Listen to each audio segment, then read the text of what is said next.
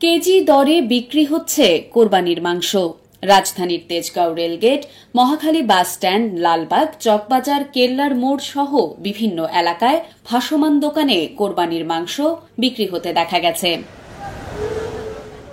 যাদের কোরবানি দেওয়ার সামর্থ্য নেই কিংবা অল্প দামে মাংস কিনতে চান তারাই মূলত এসব মাংসের ক্রেতা। মাংসের পাশাপাশি এসব দোকানে বিক্রি হচ্ছে গরুর ভুঁড়ি ও পায়া।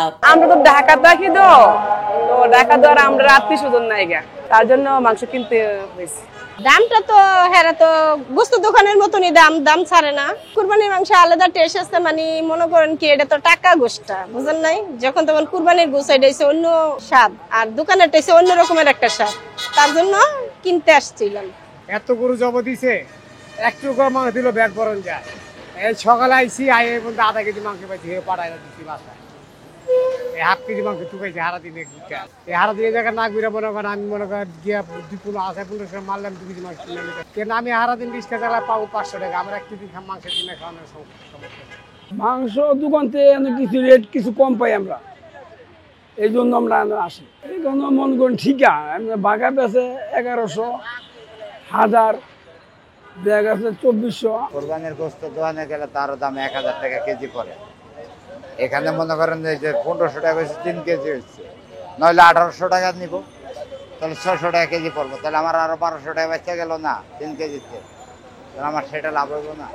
নিম্ন আয়ের খেটে খাওয়া মানুষ যারা সারা বছর মাংস চোখে দেখতে পারেনি তারা এসে ভিড় করছেন ভাসমান এ হাটে।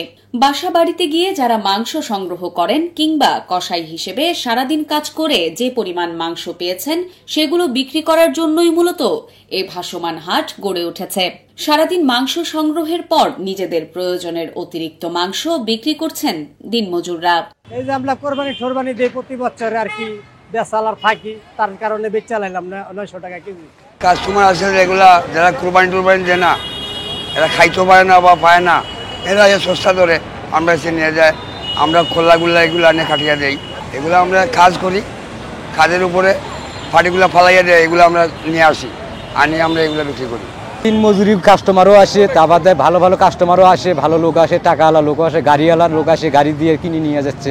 এখন বাজারে এলে বেশি চলে ভাই। এমন লোক আছে কিনতে পারে না, তার কাছে টাকা অর্থ নাই। 1 কেজি ভালো গুজ যে কিনা খাইবো তার অর্থ নাই। স্বাভাবিক 1 কেজি ছাড়ি যে কিনা নেয় 6-7 জন মিলা খাইতে পারে একটু ঝুল। এই তো নির্মস্ল মানুষ যারা আছে তারা পায় না বিদায় আমাদের যে জায়গায় আসে এরা এক বাগা নিয়ে যায়। মাথার মাংস বিক্রি হচ্ছে কেজি প্রতি 200 থেকে 300 টাকা, হাড় সহ সলিড মাংস 500 টাকা এবং 150 থেকে 200 টাকায় বিক্রি হচ্ছে ভুঁড়ি।